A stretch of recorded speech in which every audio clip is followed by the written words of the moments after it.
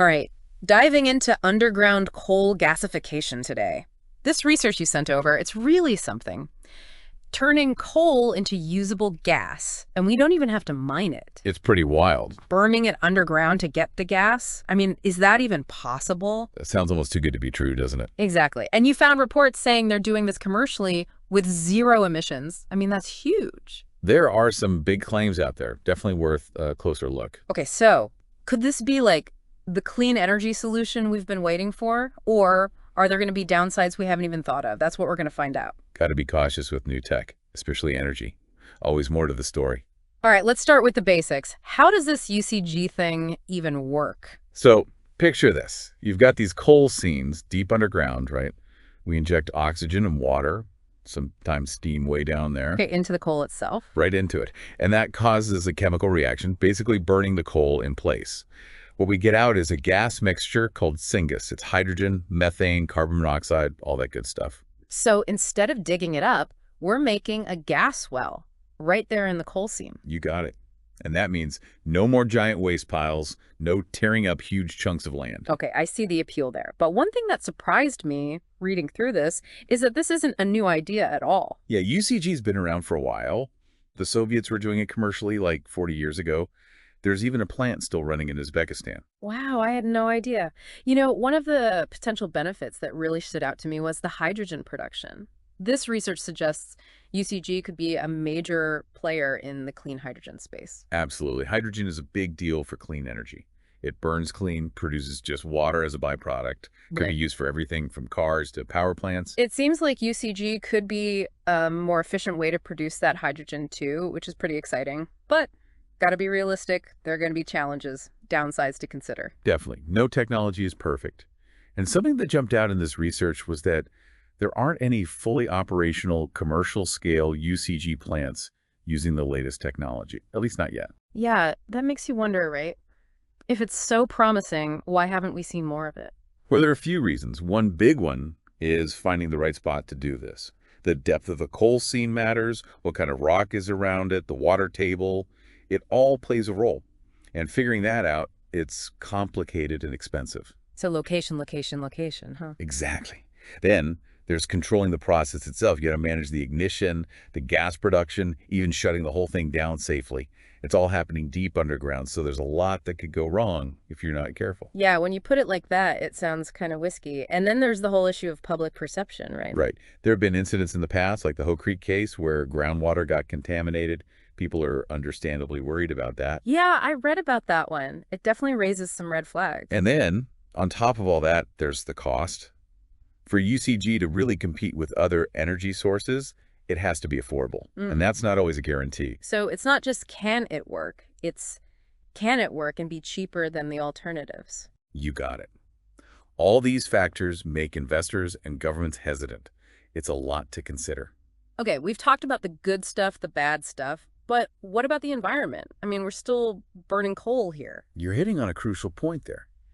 Even without the mining, we got to deal with the environmental impact of burning coal, especially that risk of groundwater contamination.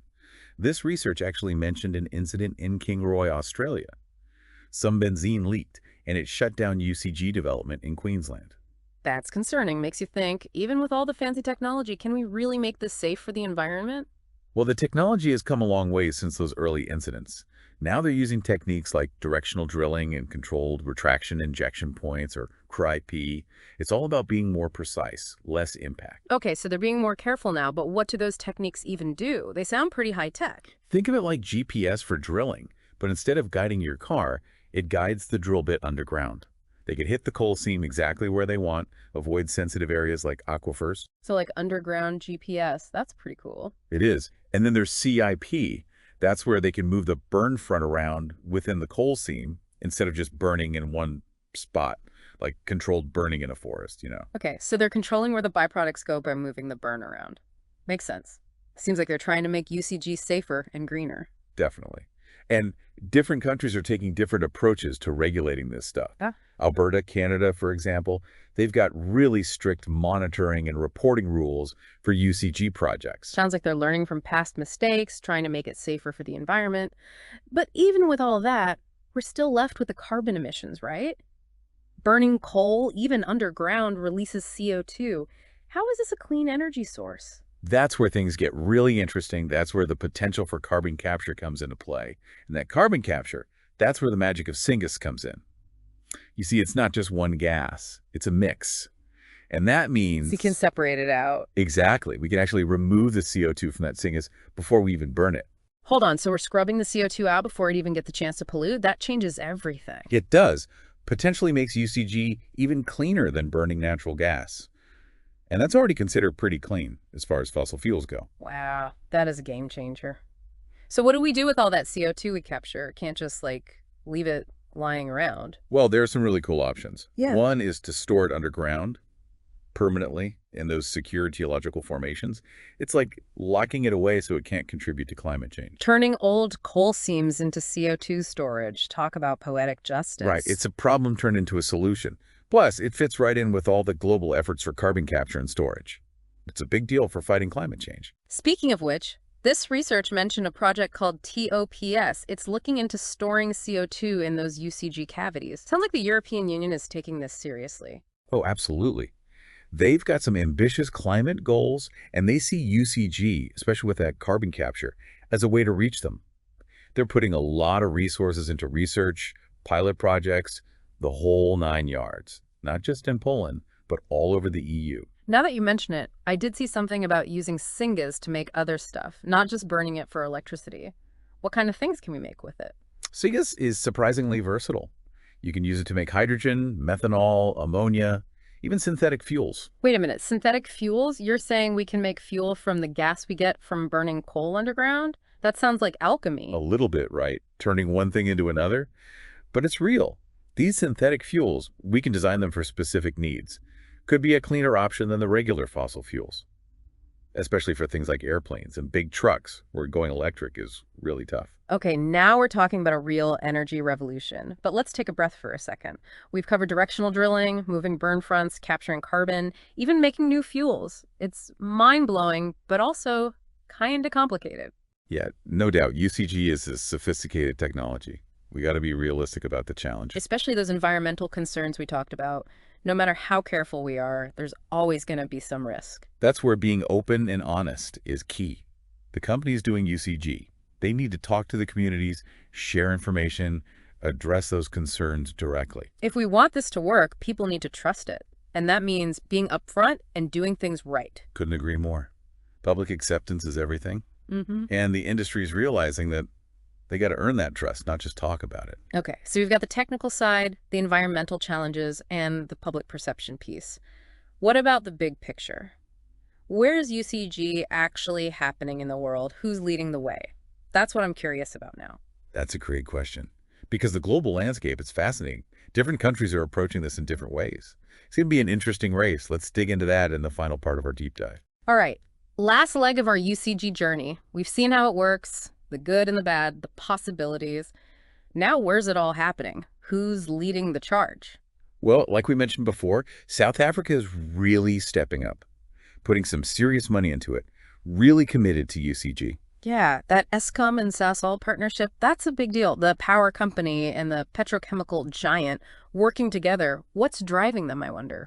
South Africa's in a tricky spot. They've got tons of coal, but they also need more energy. And their current coal plants, well, not exactly eco-friendly. UCG could be their solution, Cleaner way to use their own coal, less reliance on imports. So it's like they're trying to leapfrog over the dirty coal phase, go straight to something more sustainable. Pretty smart move for a country so dependent on coal. Exactly. And they're not just jumping in blind. They've got strict regulations, monitoring everything, making sure it's done right, taking the risks seriously. Good to hear. Sounds like they're trying to set the standard for responsible UCG.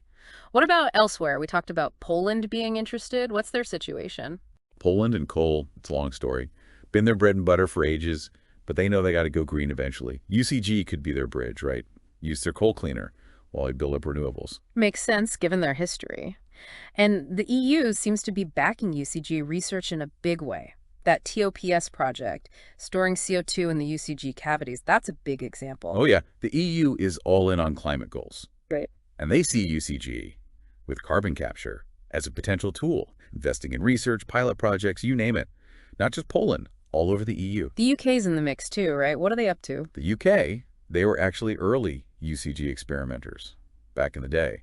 Now they're looking at it again, especially offshore and estuary UCG. Tapping into coal they couldn't mine the usual way, opening up more energy options. So even with limited coal on land, they see potential in UCG. It really is adaptable, isn't it? It is. Different countries, different reasons, but they're all looking at UCG. Economics, energy security, going green. It's a mixed bag. But let's be real. Some people are going to be against this no matter what. Clean coal, it's still coal. Environmental groups are bound to have concerns. Of course, whenever you're dealing with fossil fuels, there's going to be that worry about the environment. And those concerns, they got to be addressed openly and honestly. So how's the industry responding to that? They're realizing that public trust is key. They have to win people over if this is going to work. Talking to communities, being transparent about what they're doing, using the best technology to minimize risks. Showing they're serious about doing it right, not just talking a good game. Exactly. Yep. It's not enough to say it's good. They got to prove it. Actions speak louder than words. Well, this has been quite the deep dive.